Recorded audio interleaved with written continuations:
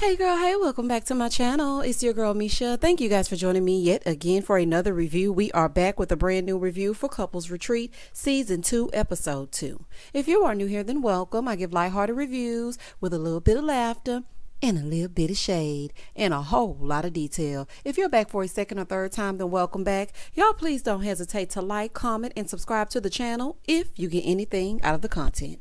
Now, child, let's get into it if we gonna get into it, honey, because this episode, this season, child is just a fool.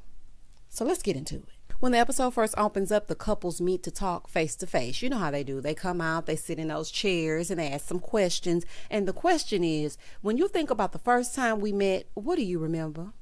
Shamari said she remembers that she was drunk. She had just turned 21 and she thought Ronnie was very attractive. Jess Mans remembers her wig. Child. Jess, I'm speaking directly to you, honey. Is this really your man? This the best you could pick up? Child, everybody else was busy. All them people you be doing them skits with and them podcasts, you couldn't pick one of them up. You wouldn't got him. Child, dang is a whole fool. Anyway, Claudia said her man was shy. That's what she remembers. And Rada said Michael smiled at her and she remembered his beautiful gap in his teeth. Child, and he been lying through that gap ever since you met him. Day 2 of the retreat.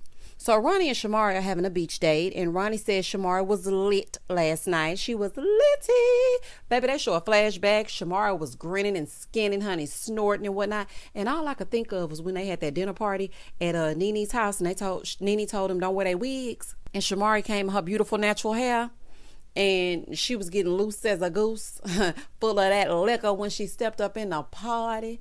Shamari was loose as a goose. I don't know what she was drinking at Nene's house, but she was drunk. And that's exactly how she was on the show. Moving forward. So she says she really does feel sorry for Rada. I don't. Okay. And normally I'm like, man, I cannot believe this man is treating this woman this way. No, I do not feel sorry for Rada because she keeps acting like it's okay until it's not. And I ain't got time to keep on going around and about in a circle with you. You are too old. You have children and you are a divorcee. You went and got Michael. I don't even know where you got him from. But wherever you got him from, please return back to sender. And I bet not. If this show gets picked up for a third season, immediately upon turning it on, if I see anything that even remotely rhymes with Rada, it could be Prada, it could be Lada, it could be Dada, anything, I'm turning it off. I'm turning it off. I am sick of Michael and Rada. I'm sick of it. So then we see Rada lying to herself, child, in the little confessional cam. And she's lying to herself and us, saying, you know, I'm not going to marry a man that caters to other women. Like, if I leave, I'm not coming back for real this time. And girl, that's what you said last season as well. Moving forward. So then they bring up Daniel and him not being able to duplicate the sexuals that he was embarrassing Jess about. And I'm like, this is so embarrassing, child. The fact that people are sitting around talking about the fact that your man said that the sex that he had with other women, he could never duplicate. Child, I wish he would. In the next scene, Jess is back. And so Daniel greets her with flowers and whatnot. Child. And he said he doesn't feel like he did anything wrong. But, you know, he may have said it the wrong way. But he was like, I really don't feel like I did nothing wrong. Well, then why are you putting on this act?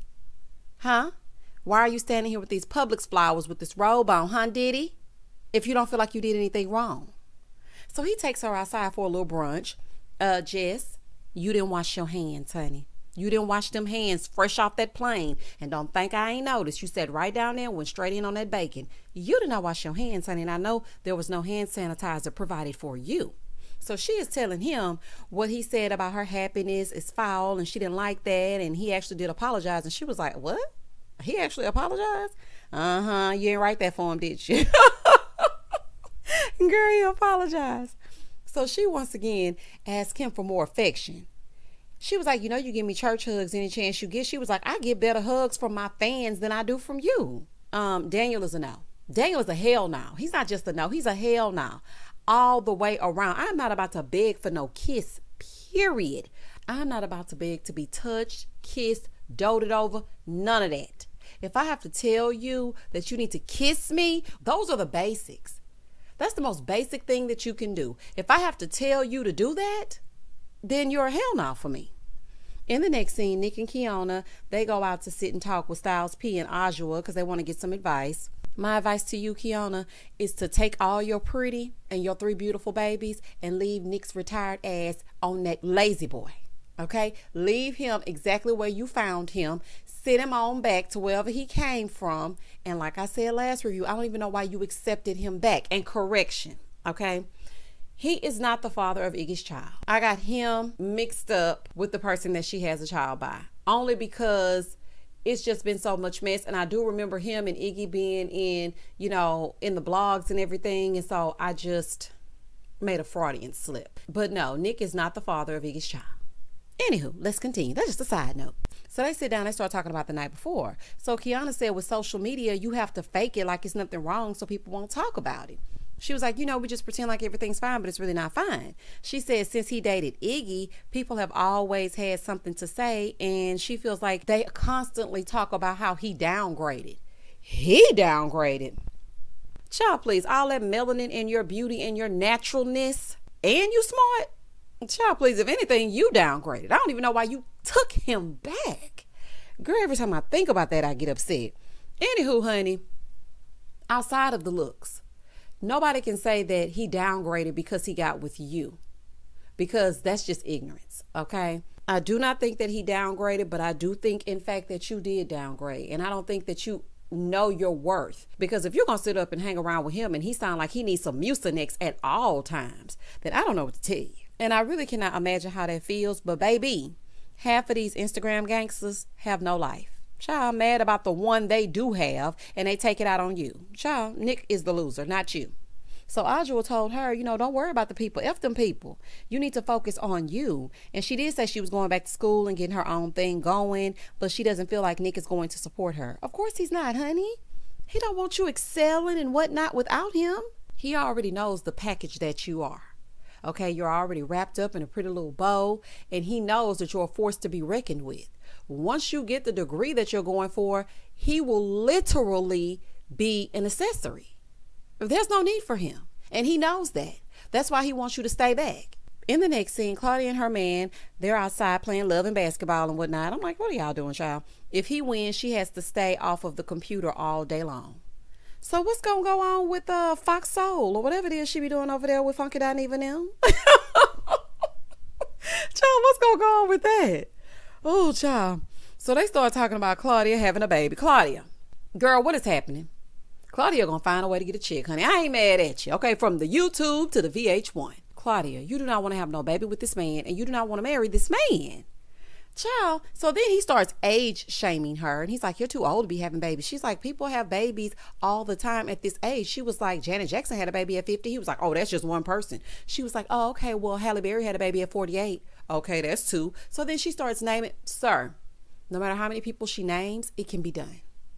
Okay, and I don't know why you would want it to be done, because honey, if I'm close to 50, honey, everything is closed. Okay, closed for business. I'm about to turn the light out. We're closed. Child, my ovaries are closed. Do you hear me? The uterus is shut the hell down. Child, But honey, listen, if it's your life's goal to have a baby and you really want one, then I say go for it, no matter what age you are. Because as Kenya stated, shout out to Kenya over on the Real Housewives of Atlanta, if God could give Sarah a baby at 90 years old, he can give you one too. Moving forward. Child, I'm watching them on this court talking and whatnot. I see BFFs and not a relationship. But I could be wrong. In the next scene, Michael is back and he's roaming around looking for Rada, talking about, I hope she didn't leave. She ain't gone nowhere, child. She gonna be right there, just like she been right here in this relationship doing absolutely nothing. So he finally finds her, but she is not here for him or his kisses. So he starts telling her about the after party. And she's like, you know what? You don't abide by the rules when you have those after parties. And he's like, well, there were side chicks there before when you first got with me. Looking at Michael in these bedazzled, shiny, skinny jeans, I wouldn't care who he touched as long as it was not me. It ain't no way that I could do anything with Michael. And I do mean not nothing, honey, lights on or lights off. I'm tired of them in this. I'm sick of it. I am sick of it. He basically said, you know what it was when you signed up. Shout out to Drake. Rada, you're trying to turn a hoe into a husband. It ain't gonna happen. He doesn't respect you or himself. A man that loves you will want only you, girl. He's not changing. He's gonna do what he's gonna do, and he ain't changing it. Moving forward. In the next scene, all the ladies get together around the pool. Jess, I like that little Burberry swimsuit. Okay, get into it. So, of course, the men get together on the other side. And as I'm watching the men speak to each other, y'all, why Nick sound like his tongue too heavy? All that slow talking. He in his confessional talking about he want to marry Kiana. So, he doesn't want any more side chicks. He was like, don't be DMing me unless I DM you.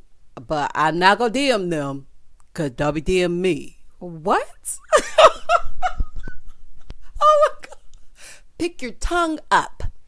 Do not message me because I will not be messaging you. And if you do happen to message me, I will not be reading said message. But just the fact that you had to give that disclaimer tells me that you a whole lie. Moving forward. Over on the other side, the women start talking about Kiana, and she's telling them that Nick is a bum, basically, and she has to do any and everything with the kids so she can go back to school because Nick does not want to do anything. So they start asking about sex, and Kiana said, no, I ain't having no sex. I'm not feeling it. I don't want you touching me. We tried it. I didn't like it. I was dried the hell up. He started talking, and I was out. Now, she didn't say he started talking, but I like to zhuzh it up. I like to zhuzh it up. But, honey, I wouldn't either. I'm not about to have sex with you, and you can't even help me with the kids so I can better myself. Child, please. Now, this is when I knew Ryder didn't have no sense. I already knew it, but this just solidified the fact that she didn't have not a piece of sense. Ryder was like, well, I mean, don't you have needs? I mean, girl, just do it anyway. See, she needs to go. She needs to go. So Kiana said, no, you need to be the one withholding sex so Michael can get his mind right. Oh, but wait. Ryder said when Michael gets mad at her, he withholds sex. Baby, he got his nerve. He withholds sex from you? So he gives it to the side chicks, but not her. Baby, you got life messed up. This cannot be real. This cannot be real. This is exactly why when I saw him get down on one of his ashy knees on the Breakfast Club and present that ring to her, I knew it was some foolishness then. And she was jumping all up and down. And I'm like, girl, anyway. Child, I turned that off so good. I was like, I am mad I even gave that a view. The fact that this man is sitting here playing in this woman's face and she's accepting it, it's just ridiculousness. So Kiana said, well, I feel like they're on the wrong show. This is what she said in her confessional. She was like, they need a sexaholic retreat. They need something, honey. They need Jesus. That's what they need. He can do whatever he wants, then treat her like that. He not hurting for sex because he getting it from elsewhere. Child, this is crazy. So he over there telling the men that he has sex with 9 to 5 women. He was like, I don't have sex with women that do OnlyFans. I have sex with just regular women. Sometimes they work at the Waffle House. I don't give a damn if you did come in there and ask for a chocolate chip waffle with your eggs over easy or sunny side up, extra bacon, extra crispy, and some sausage. You will not touch me. No, ma'am. Pam, honey. Absolutely not. So then Nick was like, yeah, I think you got a sex addiction because you probably grew up ugly and you didn't get none. So the money, you start getting money, then you start getting some. Shut up, Nick. Shut it. Even though it's the truth, shut up. I hate his voice. Shut up. But I will say this. The money definitely gave him the Shallow Hal effect. Y'all know that movie Shallow Hal because he was looking at the woman and he saw something that different than everybody else saw. So when people look at Michael because he has money, it's giving Shallow Hal. Moving forward. Child, no woman would look at Michael if he wasn't a well-known comedian. If they did look at him, he definitely would not be getting a hall pass once a month. In the next scene, the couples meet with AJ and John Sally, and they have to face each other, and they're going to build a wall, okay? He said he's going to call out a bunch of things, and he's going to call out a brick, and if it's an issue in their relationship, they need to stack it up, just like you do, with Legos. Find it and put it on the wall. The first one was communication. Of course, nasally Nick and Kiana, honey, they put that down. Number 2 was finances, Claudia and her man, but yet he don't want her on her laptop. Boy, goodbye. Number 3 was trust, Ryder and Michael. Honey, y'all better pick up a brick. Child, y'all need to pick up all the bricks from everybody else's section as well. And Nick picked up a brick as well. Number 4 was boundaries and balance. Everybody picked up a brick.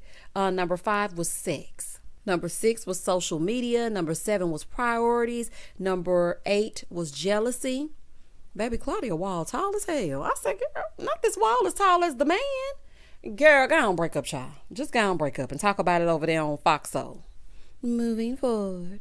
So Jess was like, I was surprised to see jealousy because, I ain't jealous. Because she was looking at her man and she was like, not you put jealousy up there.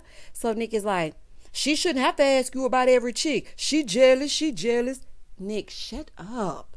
He is so childish. This is not your relationship. You focusing on everything except your kids. Please be quiet. So she was like, no, I want more affection. That's what I want. I want more affection and I want more sex. So this man says anything worth having, you have to wait for. Jess, where did you find this paid in full cornball? Every time I look at him, I think about the movie Paid in Full. Where did you get him? Whatever Baltimore Street you got him from, please return him back there on that corner, honey. It's giving a little weirdo. It's definitely giving a little weirdo. He was like, you know what? I put love and romance because, I mean, we're in like, but we're not in love yet. Well, duh, are y'all even in like? Honey, I didn't even think y'all knew each other before y'all got here. Anywho, so in her confessional, she was like, why you gotta say that in front of everybody? This pot-belly pig really thinks he's a prize. Jess, honey, I don't know why you would do this show. I'm not getting it. I'm really not understanding. So then KJ says Claudia has a gambling problem. And she was like, I get my excitement from the casino. Not Claudia being one of those ladies that goes into the casino with a coin purse and playing the penny machines all day. Child, not Claudia at the casino. Claudia feels like there's no excitement. And he makes her feel like she's not good enough. Now, I didn't like that. Because I remember when she was on The Real Housewives of Atlanta and she was already saying she was suffering from the way women would treat her growing up because of her looks. And now you got this man and you're you. And you're putting up with what he's doing because of what? Okay. She said he makes her feel like she's not good enough. And she said he has kids, but he doesn't want any with her. It's giving K. Michelle over there on Marriage Boot Camp. Why on earth are you wasting time? Girl, time's a ticking. Because this is the thing. When you want to have a baby, there's a timeline. Unless you're just going to get in there and y'all already got an agreement, because you have to get to know the person first. And then you have to spend at least 6 months to a year. That's 6 months to a year getting to know each other. Then after that, then you get it popping. It takes 10 months to cook a baby. After the baby comes out, then what happens? What if you want another one? Like, child, no. Y'all are wasting time, child. Y'all wasting time. Claudia, if he doesn't want to have kids with you, don't make him. Because he'll resent you and probably won't even be involved in the child's life. But honey, that might be for the best, the way this man act. Moving forward. So then they move on to Rada and Michael, and everybody's trying to understand what's going on, child. Everybody's giving their 2 cents. And they're talking about what they're going through. Meanwhile, Nick is on the sidelines, leaning over, yelling like he had a basketball game. We're tired of this. Man, nobody want to hear this. Man, shut up. I'm sick of this. Now, okay, under normal circumstances, I would tell Nick to shut the hell up. But I am sick of hearing about it. Because, I mean, it's the truth. I'm sick of hearing about it. It's not going to change. Why are y'all back here? Kiana tells her, listen, Michael ain't changing. I have been there. So either accept it or leave. You know what? I don't think Kiana and Nick will be together after this. She's too good for him. And I feel like she's starting to really see that. And they've already grown apart. So I just feel like it's only a matter of time. So then we move on to Nick and Kiana. And they asked what he thinks about her going back to work and going to school. And he said, I'm going to be there to support her, but I'm used to her being a homemaker. She said, you know, he feels like a woman needs to know her place, which is basically doing woman's work. Kiana, and again, honey, you have so much to offer. He can't even pick up his tongue to speak. He's like, it's hard for me getting over with the kids and everything. Okay. She's like, well, if they look at your Instagram, they will think that you're a good parent. And what you're doing just is not making any sense. So he's just taking pictures. Okay, I know parents like that. He was like, what? So you saying I'm not a good parent? She was like, no, I'm saying you're trying to give the illusion of being, yeah, sis, you're saying he's not a good parent, and he is not a good parent. If you don't parent, then you're not a good parent. Okay, point blank in the period. You're not doing nothing. You're not playing basketball anymore, and you don't want to help around the house with your children. So no, you're not a good parent. So he gets pissed because she called him out, and he walks away. Sir, take care of your kids. Okay, just take care of your children. Kiana came on here to let him go. I know she did. You might as well be single. You're doing it all alone anyway. And that was the end of the episode. Child, this is a mess. From Rada waiting around for Peen, from Michael as he goes and drops it off somewhere else, wherever he's on the road, and she sits there by herself waiting on him to take her off punishment, to Jess having a man embarrass her in every single scene, to I don't even know why Aja and Styles P there, honey. They just like a free vacation, child, truth be told. To Nick and Kiana, to Claudia, wasting all her fine on this man. And John, Sally, and AJ just sitting there looking. Child is a whole fool. Y'all comment down below if you watched this episode and tell me exactly what you thought about it, or just what did you think about the review. Please do not hesitate to like, comment, and subscribe to the channel. And as always, stay safe, stay blessed, spread love, not germs. Peace.